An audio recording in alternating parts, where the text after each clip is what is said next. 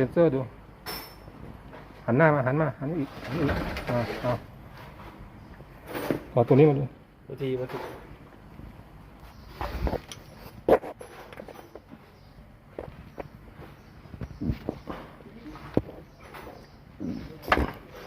เซนเซอร์มาดูขึ้นมาดูนั่นไงโปะเชะโอ้โหเดี๋ยวนะทีนี้บางโฟกัสไม่ได้มันไม่มีกาวอยากเข้ามาดูครับมาดูแตกแล้วครับแต่นี้เสียแน่นอนไม่เหลือเซนเซอร์แตกด้วยเนี่ยครับเนี่ยแต่ดูนะอะไรผมมีอันนี้เปลี่ยนตัวเท่าไหร่อ๋อถ้าสายพานมันแตกเซนเซอร์มันจะแตกด้วยมันสะบัดมาโดนแล้วแต่บางคันโชคดีก็ไม่แตกแต่นี่มันสะบัดมาโดนสายพานเขาสะบัดมาโดนเพราะว่าเขาวัดรอบหมุนของสายพานก็อะไรมีครับเดี๋ยวเปลี่ยนให้เลย